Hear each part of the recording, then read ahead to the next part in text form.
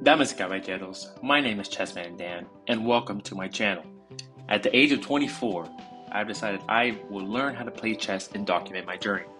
It's been around 4 weeks of me playing chess every day, and I've been documenting my journey. I am here to report to you a very important news in chess. I have reached 757 Elo. AI Dan is unstoppable.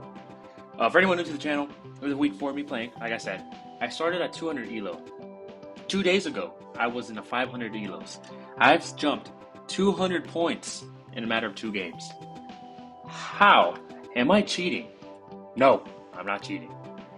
I feel like there's been a storm of perfect variables that have gone my way. What do you mean?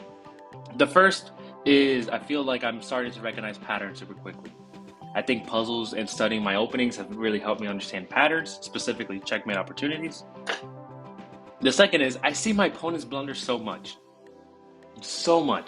They either hang a queen, they allow me to pin their queen, or they hang mate.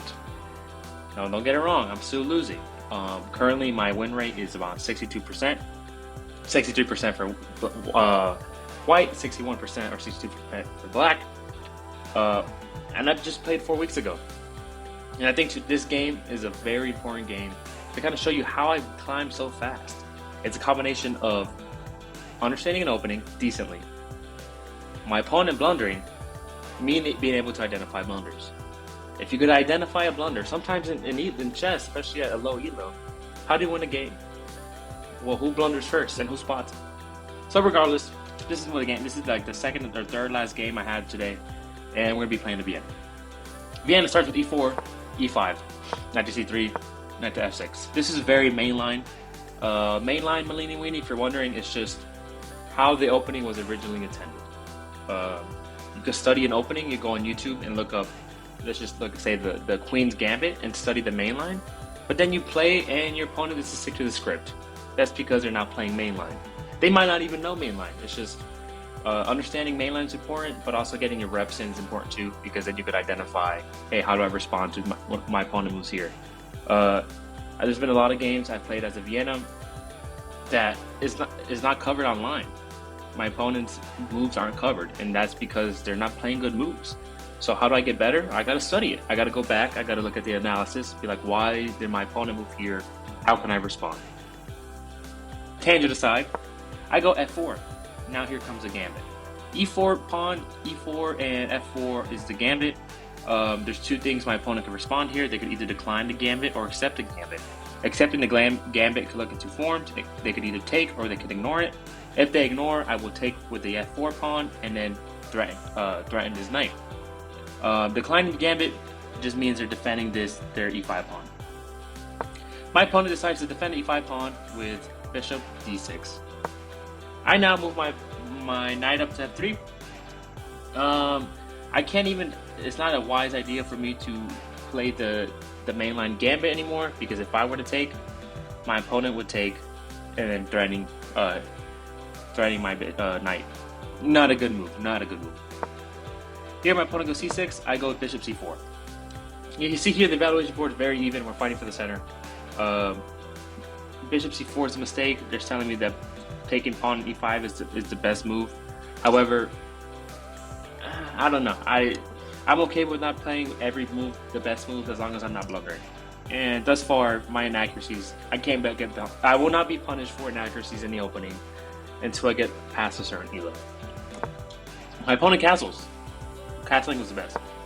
I now move my pawn to d6. Pawn to d6 serves purpose as reinforcing the center.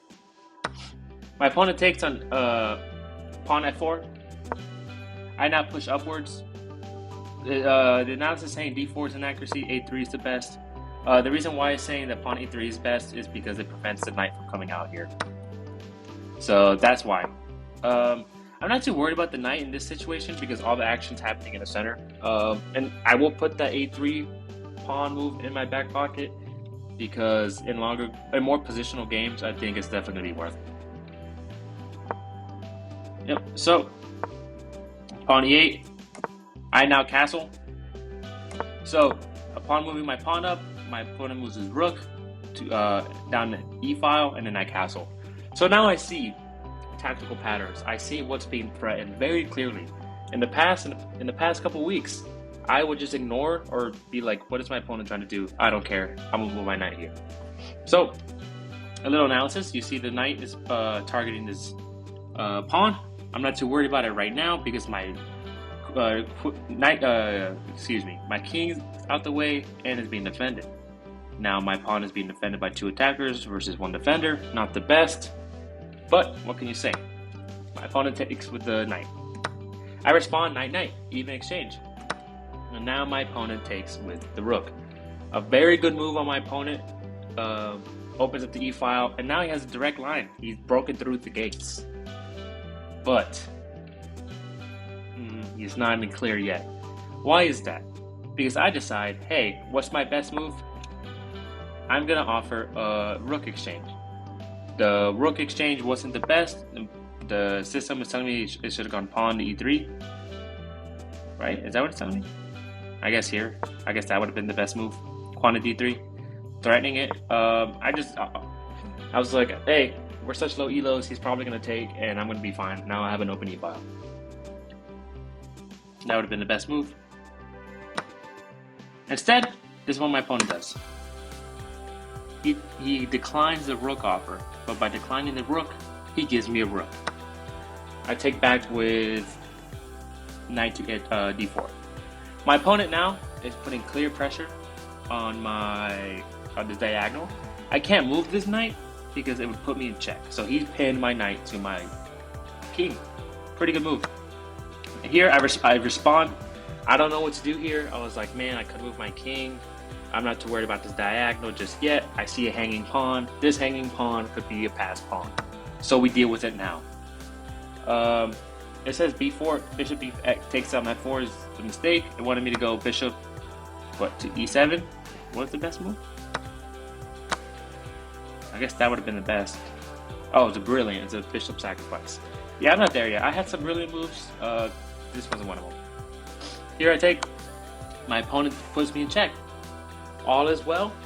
You think you're doing well, but the evaluation board is still in my favor. I move my king out the way.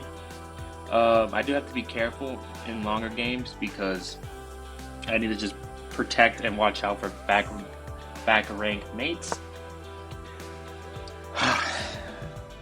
Here you go. So, I don't understand what my opponent was trying to do.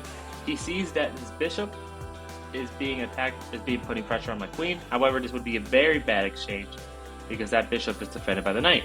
However, maybe my opponent saw some checkmate opportunity on his G1 square. But what is the mistake? It's a blunder. It's a blunder. The worst mistake you could make in chess.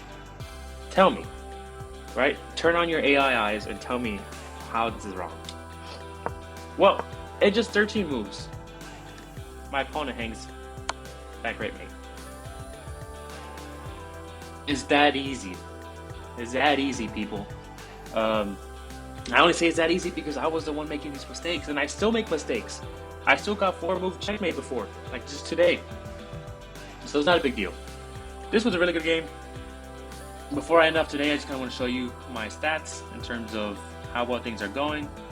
If we go to my game history, I've been playing a lot of games. I said I was going to limit myself to 10 games, but man, I'm just on a roll, man. I'm like, it's crack to me.